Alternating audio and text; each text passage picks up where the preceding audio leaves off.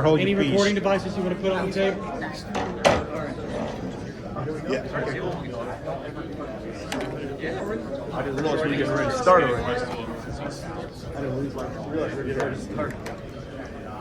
All right, guys, we got about 10 minutes here, so if you just raise your hand, I'll call on folks for questions. We'll get started right in the front row. Hi, Coach Belichick, Jen Willis, 3 Chicks in a Pod, New Stitch Media. So I know you're going to be asked a lot of offensive questions, or you were in the other conference room, but I know defense is your passion. So what do you have? Do you have any surprises planned for this year? What are people going to walk away from a Carolina game knowing Carolina defense is known for what? Yeah, our goals are the same as always been. You know, limit the points, try to score more than the other team. I mean, it's simple. Thank you, sir. Right next to her. Hey, Coach. First of all, I know you've had your first year on campus and all that. What's it been like for you to adapt to campus life, let alone in the NFL? I know that NC brought in Michael Malone from the NBA, and they're bringing in pro championship type of coaches. So have you enjoyed college life since you've been there? Yeah, absolutely. It's a great campus. You know, I've loved interacting with the other coaches. There were a lot of great coaches in the UNC program, both head coaches and other assistants. I've learned a lot from talking to them, working with them. Lacrosse programs are great. Basketball is great. Our field hockey team's amazing. Baseball team had an amazing year. So I have good relationships with all those coaches, and I've learned a lot from them. I appreciate the opportunity to. You don't get that in the NFL. You just got your team. That's it. You talk to some of the other.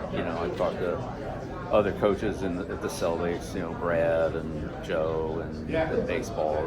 Tito and Alex and people like that. But I'm just saying, when you're on campus with them, it's a little bit different. Thank you. On the left and here, some of our players play on those teams as well. So they're two-sport players. on the left here, Ralph. Coach, I wonder what you learned last year about roster building in college and how maybe you tinkered with that approach coming into year 2. Yeah, well, the roster building in college now is there's 2 ways to build a roster. Well, 3 ways to build a roster. You either bring them in as freshmen, you bring them in the portal, or you retain them. That's it. So, in the NFL, you can transition during the year, sign a guy, release a guy, trade for somebody. That's not an option in college football. Once they're enrolled in school, you got them where they got them, wherever they are. So it's completely different. You have to recruit them, you have to get them in the transfer portal, or you have to re-sign and retain them once you have that. So it's just a different model. Right in the front, Coach. Hey, Coach. You got Bobby Petrino as your offensive coordinator. I was curious your relationship prior to hiring him, and then also, what are some of the things we've seen from the offense under Coach Petrino thus far? Yeah, well, I think if you watch his offense at Louisville, Arkansas, or Atlanta for that matter, you probably saw a lot of the same things, which are some of the same things we did at New England as well. So it's kind of a merger of the two. I love working with Bobby. I've known him since, we've obviously recruited a lot of his players, or scouted a lot of his players when I was in the NFL. When I was in Atlanta, I've known him for a long time, and have a ton of respect for what he's done professionally and his coaching style. Right next to him, Coach. Coach, you've talked a lot about building the program and the culture the right way. I'm curious, what kind of growth have you seen in the culture in this year 2 as opposed to last year? Yeah, tremendous growth.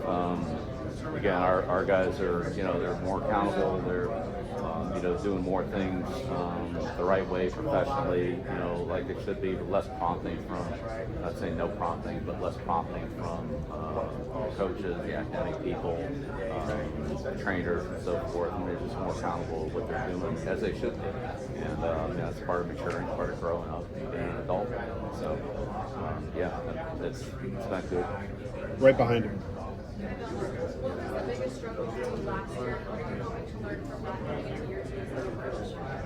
Yeah, I mean, like I said in there, I learn every day. You know, every day's learning experience. Every year's learning experience. So, you know, you try to, you know, take things that happen, recognize either what you could do differently, what went wrong, or whatever the case might be, and try not to let it happen again, or have a process there where you don't end up in that situation again. So, you know, we always try to do that. But again, we have a new team, new players.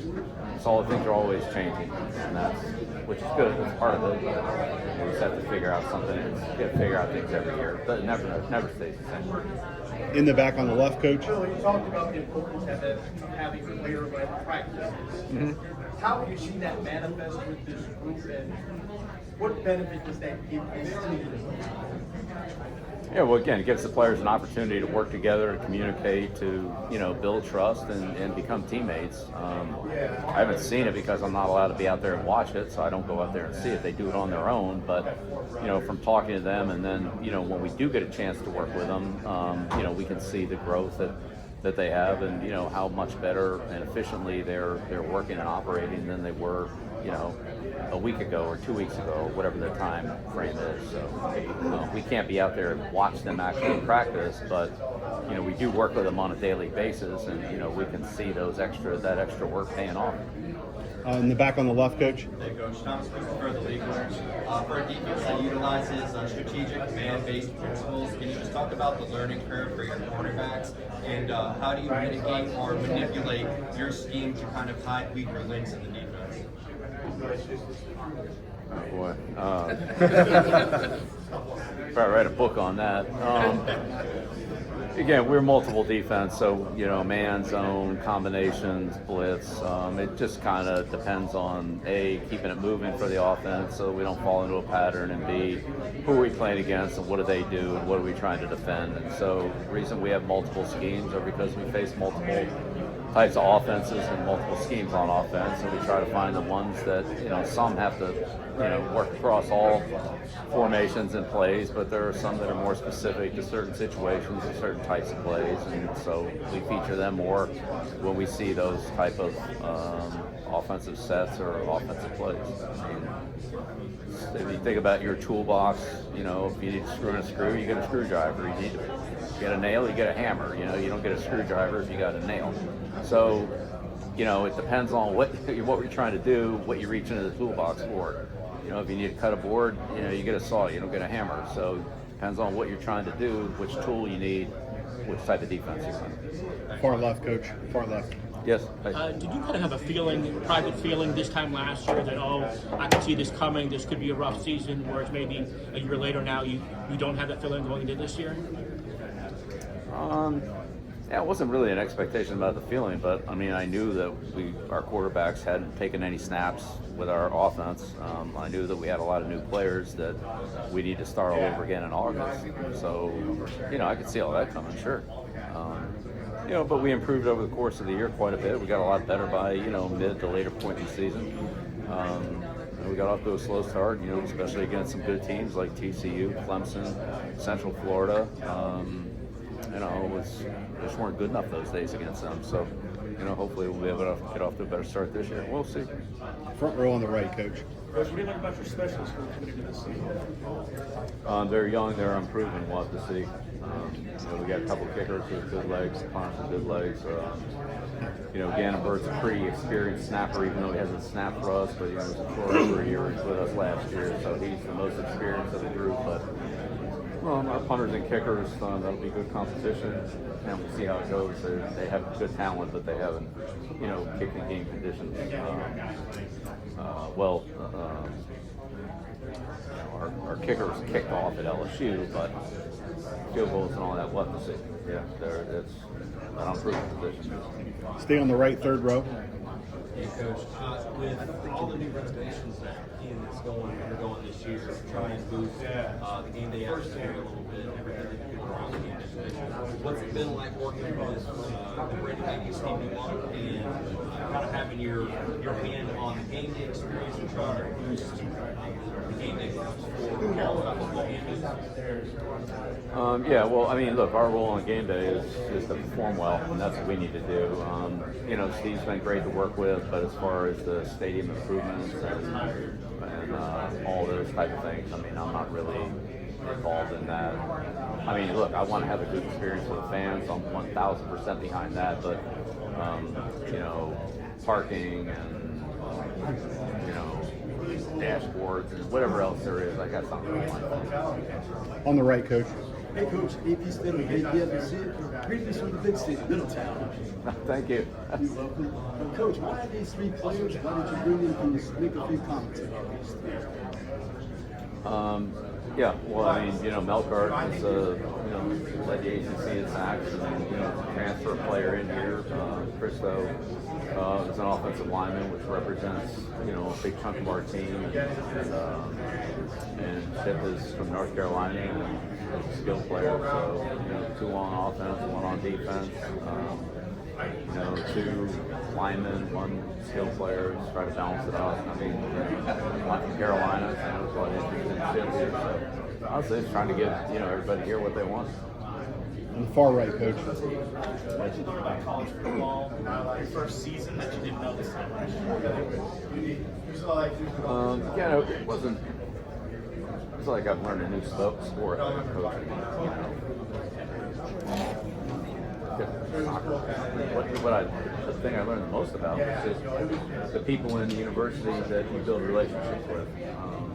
Our training staff, our coaches, our academics, the people that you work with, other departments, the athletic directors, we have 2 athletic directors. So it's working with everybody and trying to get things done efficiently and quickly and productively as possible. And they've all been great. They've all been great to work with, but there's also a learning curve and a time investment. The more you get to know somebody, how they work, what they can do for you, what you can do for them, and make things work together. I'd say those are the biggest things. So coming into a new organization, that's been, it's been a time investment, but it's certainly paying off now. So initially that takes some time. Getting to know some of the donors, getting to know some of the the other important support people in our program. I think that was all part of it. We'll finish up with 2 on the left here, Coach, in the green first. Yep. And then the last one over here. Ryan Smith with the Tobacco Road Sports Radio. You've coached in the NFL at a very high success rate. Now you're obviously in college. What have you learned about yourself, though, as a coach these last few years in college that maybe you didn't know in the NFL? That I like coaching in college. Really. I didn't know whether I would or wouldn't, and that I do.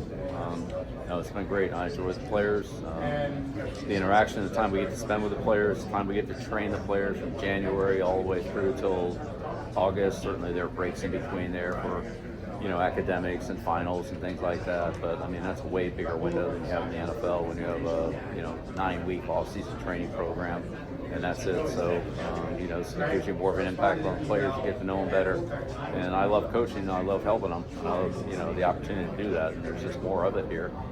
And those guys are really receptive. They work hard to try to do the things that help them get better, and I'm going to try to help them in any way I can, both on and off the field. So, that's what I've learned. Last one, far left here. Bill, we heard Chip multiple times say that people didn't want to see you successful in your first year of college football. Did you feel that way? And then how does it make you feel when players like that step to the plate and vouch for you? Yeah, I mean, same way in the NFL. There's one team that liked us, and then there's 31 other teams that didn't like us. So it made no difference. When I was out of the NFL, the 1 year I was out of the NFL, everybody liked me. But when I was in New England, there was only one area that liked me. The other 31 couldn't stand me. So, been there before. All right, thank you, everybody. Thanks a lot. Appreciate it. Thank you.